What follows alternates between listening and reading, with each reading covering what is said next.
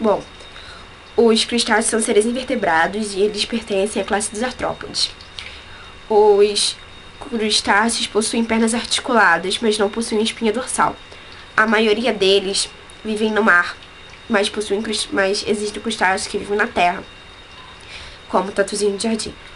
Como os crustáceos são acostumados com o ambiente aquático, eles respiram através de brânquias, que geralmente são desenvolvidas através dos apêndices torácicos.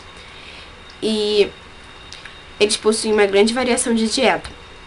Na cabeça, ao redor da boca, eles possuem um par de mandíbulas e outros pares de apêndices. E grande parte dos crustáceos são filtradores, que se alimentam de plâncton e detritos. E esse tipo de alimentação envolve cerdas ao invés de cílios. E a boca, ela tá na posição ventral e o aparelho digestório tá reto. Digestivo é reto. E o menor crustáceo ele é tão pequenininho que a gente não consegue enxergar ele a olho nu, que é a pulga d'água. E o maior é um caranguejo, que a gente se encontra ali no Japão. E a maioria dos crustáceos, eles possuem sexos separados, mas existem também os crustáceos hermafroditas, que a fecundação é cruzada e envolve copulação. Mas geralmente as fêmeas, elas chocam os ovos nos apêndices do corpo. E na maioria dos casos, o desenvolvimento é indiretamente, que se ocorre com as larvas livre-natantes.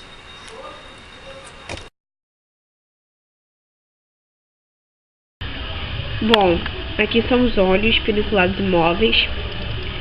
Aqui o cefalotórax. Aqui é a dimensão do abdômen. Aqui é o urópode. Aqui é o urópode. Aqui são os pleiópodes, essas perninhas aqui.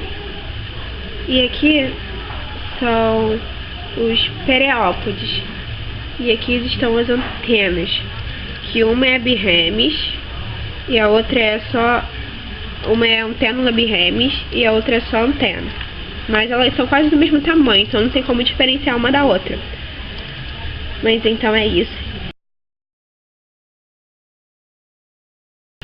Bom, usando um camarão como exemplo, podemos ver que o corpo dele se divide em duas partes, no cefalotórax e no abdômen. O cefalotórax é uma região rígida que não é articulada, e ela é resultado de duas regiões, região da cabeça e do tórax, cefálica e torácica. E a região cefálica, ela é constituída por 5 ou 6 segmentos, e a torácica por 8. E na região da cabeça nós possuímos um par de olhos, que são pedunculados e são móveis, e dos pares de antenas, que é maior nós chamamos de antenas, e é menor de antênulas birremes. E nós também possuímos um par de mandíbulas e 2 pares de maxilares. Na região torácica, nós temos 5 pares de apêndices. E também temos as pernas torácicas, que são os pereópodes, que são usados para andar no fundo. E na parte do abdômen, nós temos vários segmentos distintos e articulados. E os apêndices, que são as pernas abdominais, são os pleiópodes, que ajudam na respiração e carregam os ovos da fêmea, que são esse aqui. E também nós temos os segmentos, que são as estruturas achatadas, que são urópodes, e que são as laterais, as achatadas laterais, e as centrais, que são o telso. E todo esse conjunto forma um remo para natação. Os quilópodes apresentam um órgão especial, que são chamados de higroreceptores. Com a ajuda deles, eles conseguem localizar locais úmidos, pois, como eu havia falado posteriormente, eles têm grandes problemas com perdas de água. A alimentação dos quilópodes é feita à base de pequenos artrópodes. E quando eles agarram sua presa, costumam injetar o veneno que produz uma dor muito intensa ao animal atacado, que pode ser um pequeno camundongo, uma lagartixa, aves ao ninho, baratas, larvas e etc. Os quilópodes, por causa de sua constante perda de água, vivem em locais úmidos e que não recebam luz do sol principalmente, como por exemplo, embaixo de pedras, embaixo de troncos de árvores, em cavernas, em hortas, entulhos, boxes de banheiro, enfim, principalmente em lugares que não tenham contato com a luz do sol e que contenham bastante umidade. Ou também, que é a segunda opção, podem construir galerias embaixo da terra para que o animal possa se esconder da luz do sol. Os quilópodes são animais divididos em sexos. Sua reprodução pode ser sexuada direta ou indireta. Na reprodução sexuada direta, o macho transfere para o corpo da fêmea os espermatóforos. Já na reprodução sexuada indireta, o macho abandona os espermatóforos, a fêmea os encontra e os recolhe. E na primavera, a fêmea bota de 15 a 50 ovos, contendo diplópodes. Ao nascerem, nascem diplópodes com cerca de 7 pares de segmentos de patas, e em 4 semanas, o diplópode já está igual à sua mãe. Os diplópodes são seres que tomam muito cuidado com seus ovos, portanto, principalmente nesse período de gestação, eles ficam muito vulneráveis.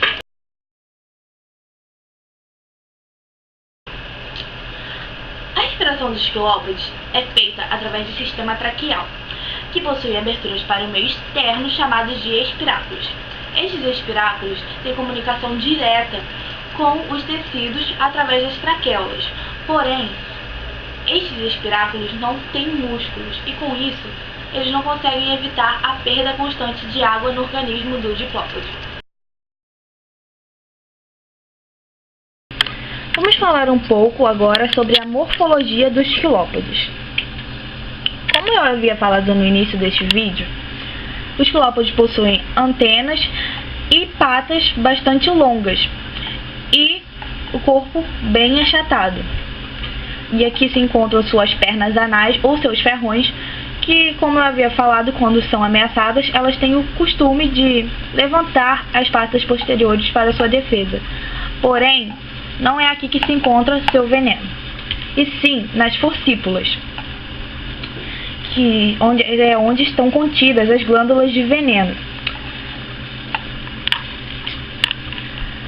E como vocês podem ver, todas as lacraias são multissegmentadas, que é uma de suas principais características, e em cada segmento desse, vocês podem perceber que elas têm pares de patas em cada segmento, o que as difere dos diplópodes, pois os diplópodes, em cada segmento do corpo, eles têm 2 pares de pernas, o que é uma característica muito importante para diferenciá-los.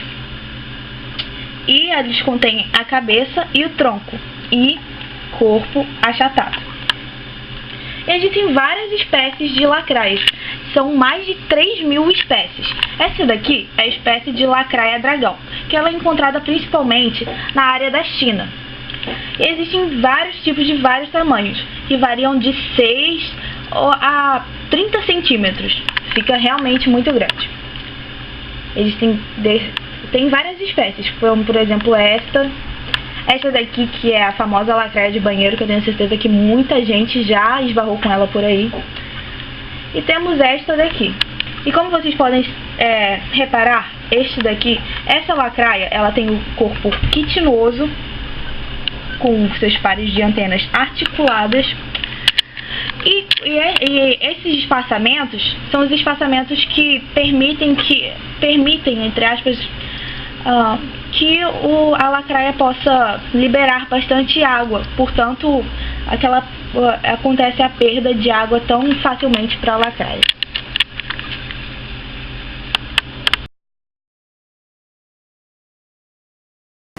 Os insetos compreendem o grupo mais numeroso de animais. Encontra-se nessa classe uma grande radiação adaptativa, o que proporcionou a esses animais o sucesso de sobrevivência. Independente de sua classificação, eles se dividem em 3 partes: cabeça, tórax e abdômen. Eles possuem 6 pernas anexas ao tórax e nessa região também pode haver 2 asas ou até mesmo 4 delas. A respiração dos insetos é realizada por traqueia, onde existem numerosas invaginações no corpo, que se ramificam muito até entrar em contato com as células. Alguns insetos muito pequenos não possuem traqueia e suas trocas gasosas são feitas por toda a superfície do corpo.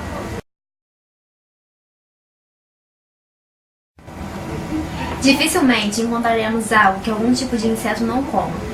Há os carnívoros, como o louva-a-Deus, os vegetarianos, como os gafanhotos, e os onívoros, como as famigeradas baratas.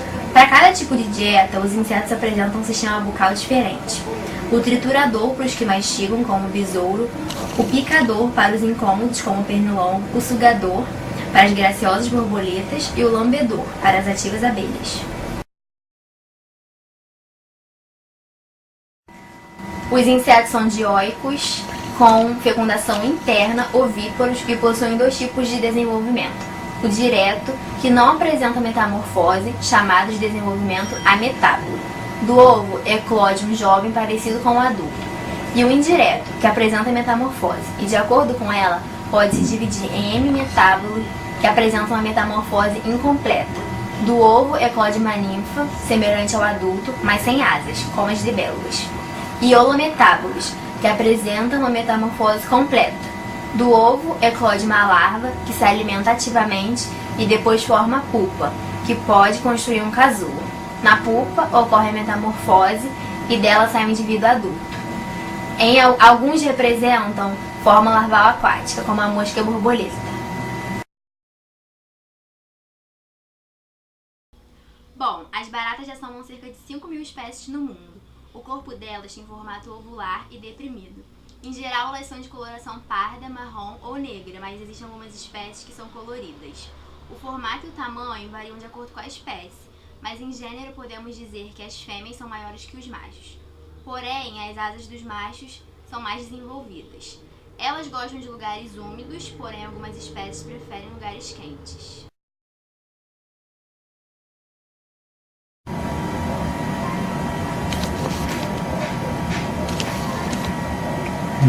Bom, como a barata já tá morta e tá seca, não vai dar pra mostrar tudo perfeitamente. Mas isso daqui é a antena filiforme. Essa parte aqui, ó, essa parte aqui é o pronoto. Isso aqui é a cabeça dela. Essa parte aqui, toda essa parte aqui é o tórax. E essa daqui de baixo, que vem aqui, ó, é o abdômen. Aqui embaixo, esse negócio aqui bem pequenininho que não tá dando pra ver direito, são os cercos. E todas essas 3 partes aqui, ó, essa e essa, são as coxas das pernas cursoriais. E a asa dela tá embutida também, não dá pra ver. Mas são a asa anterior pergaminosa e a asa posterior membranosa. As abelhas são insetos sociais que vivem em colônias e são conhecidas há mais de 40.000 anos. Ela é um inseto laborioso, disciplinado, que vive em extraordinária organização.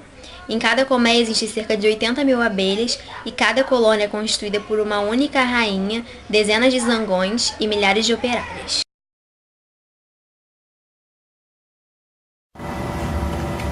A abelha, como os demais insetos, é dividida em cabeça, tórax e abdômen. Na cabeça estão os olhos compostos, que possuem percepção de luz, cores e movimentos. Os ocelos, que formam um triângulo e tem como função detectar a intensidade luminosa. As antenas, que são 2, e nelas se encontram estruturas para o olfato, tato e audição. E o aparelho bucal, que é composto por 2 mandíbulas, e a língua ou glossa, que é isso aqui. No tórax destacam-se as pernas, que eu vou mostrar. Aqui, ó, as pernas, que são 3 pares. E as asas. Aqui, as asas. E a presença de grande quantidade de pelo, que possui importante função na fixação dos grãos de pólen quando as abelhas entram em contato com as flores. No abdômen encontra-se órgãos do aparelho digestivo, que tá aqui, ó. Aqui, vesícula nectarífera ou papo, que é responsável pelo transporte de água e néctar e auxilia na formação do mel. Também do aparelho circulatório, reprodutor, excretor, órgãos de defesa, que é o ferrão, e glândulas produtoras de cera, que é aqui, glândulas seríferas.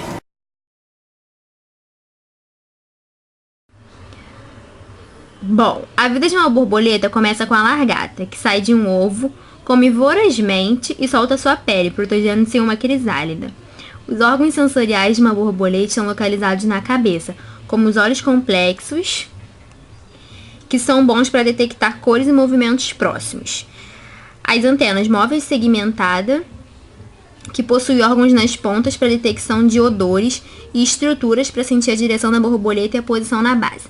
Também tem as asas. A dianteira está mais próxima da cabeça das borboletas e são triangulares. E as traseiras, que se localizam perto da cauda e possuem o formato de leque ou concha do mar. Os aracnídeos incluem as aranhas, os carrapatos, os escorpiões e os ácaros. Seu corpo é dividido em 2 partes: o cefalotórax, que é a cabeça fundida ao tórax, e o abdômen. E eles têm 4 pares de patas articuláveis ligadas ao prossoma. E eles são carnívoros, com exceção de alguns ácaros que se alimentam também de plantas. E sua respiração é por ar atmosférico, mesmo aqueles que vivem embaixo d'água. E eles respiram por pulmão simples e sua respiração é aeróbica. E eles se reproduzem quando o macho passa para a fêmea uma espécie de pacote, os espermatozoides, chamado espermatóforo. E a fêmea, então, bota seus ovos em um casulo e os filhotes permanecem nesse casulo por até 6 semanas. Ácaros e carrapatos. Eles constituem um grupo que podem causar prejuízo de ordem econômica e ecológica aos seres humanos. Isso porque, geralmente, eles atuam como parasitas de plantas e animais. Os carrapatos são hematófagos e sugam sangue de animais diversos, inclusive do ser humano. Nos carrapatos e nos ácaros, o abdômen se funde ao cefalotórax, formando uma peça única. E os ácaros são os principais responsáveis pelas infecções respiratórias nos seres humanos, e os carrapatos podem transmitir doenças. Aqui ficam as quelíceras, que servem para mastigar os alimentos, e aqui os pedipalpos, que serve para capturar, órgão de captura, e aqui o abdômen, que se funde ao cefalotórax, formando uma peça única. Aranhas. As aranhas são conhecidas de formas peculiares se comparadas aos outros aracnídeos. E ao contrário do que muitas pessoas pensam, as aranhas são colaboradoras do homem. Isso porque elas se alimentam basicamente de insetos que, se não forem controlados, podem arruinar plantações inteiras. Todas elas têm venenos, mas apenas algumas podem causar problemas mais sérios ao homem quando picam com suas quelíceras. E um dos fatos curiosos da aranha é que ela tem a capacidade de fazer teias utilizando o órgão chamado de fiandeiros. E outro fato curioso é a presença de 6 ou 8 pares de olhos na aranha. E ainda assim elas não enxergam quase nada, mas em compensação elas conseguem sentir a vibração ao seu redor, o que lhes propicia senso de orientação. E o habitat, elas são terrestres e vivem por todo o mundo, exceto nos polos, mas algumas delas conseguem sobreviver em água doce.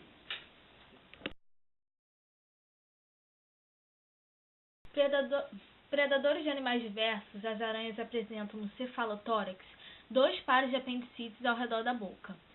E o primeiro é representado pelas quelíceras, que servem para capturar e paralisar a presa pela inoculação do veneno. E o segundo par é apresentado pelos pedipalpos, que servem para cortar e mastigar. E nos machos, as extremidades dilatadas pelos pedipalpos servem para armazenar e transferir espermatozoides para o corpo das fêmeas. E no abdômen, temos as fiandeiras, que são glândulas secretoras de fios, com as quais promovem as confecções de teias ou de casulos para os ovos. E eles têm 4 pares de patas articuláveis ligadas ao prossoma. E essa aqui é a aranha caranguejeira. E temos essa aqui que é a aranha jardineira também. Que temos as mesmas coisas.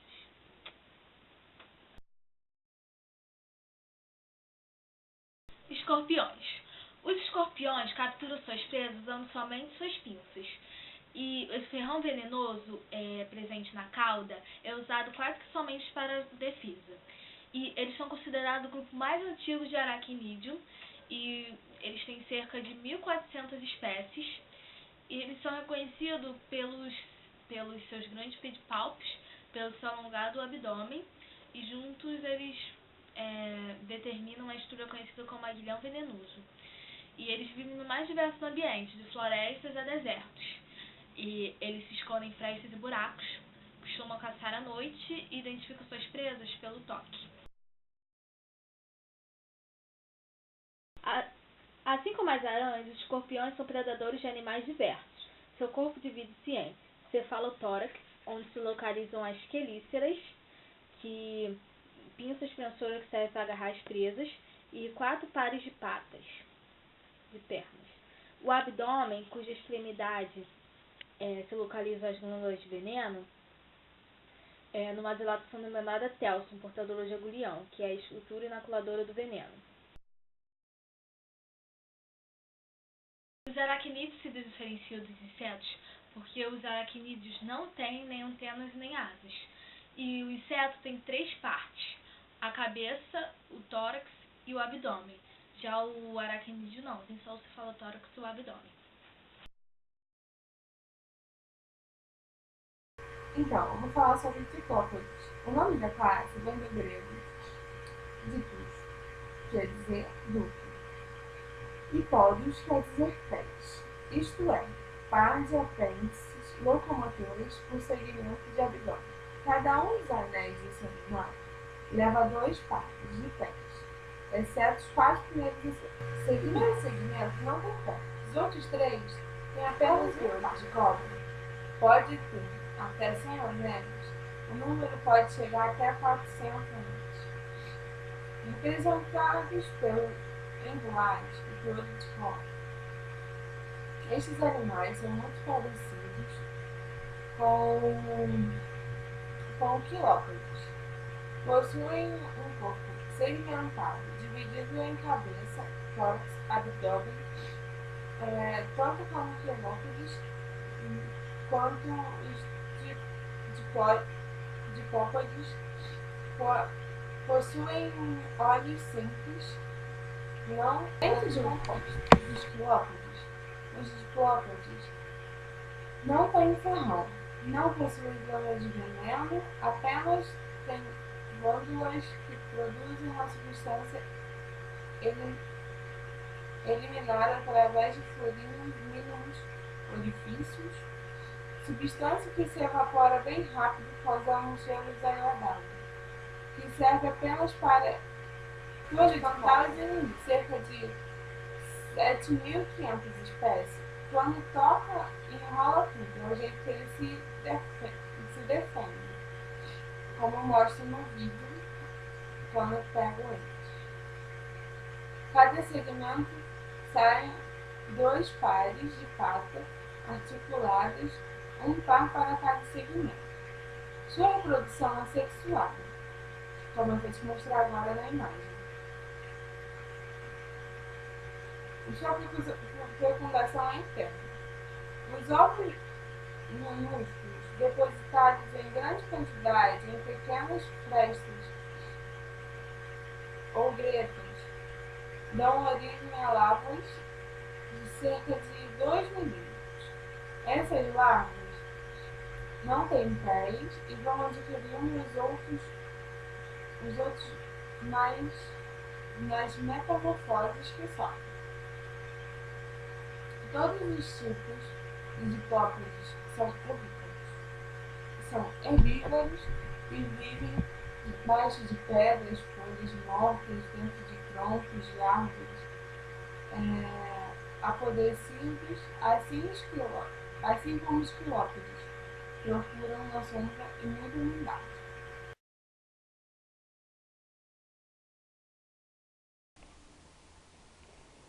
Esse aqui é um gongolo, ele tá de cabeça pra baixo porque eu joguei álcool nele. Aí vocês estão vendo agora as patinhas. Ele tem 2 pares por segmento, que são essas listrinhas.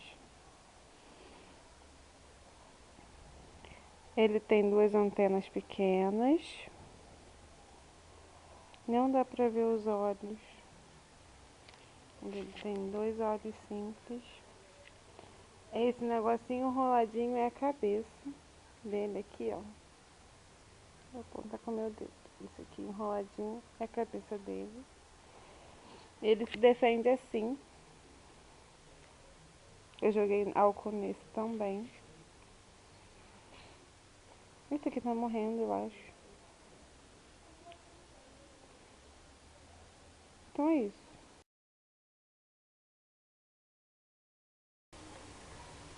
O habitat deles são lugares úmidos, são lugares com lodo, terra, paredes assim.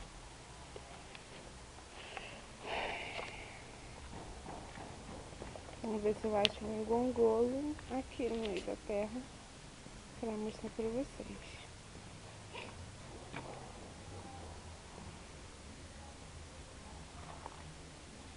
Tem um aqui, mas eu acho que esse já tá morto. Ó, esse aqui, ver. Aqui, ó.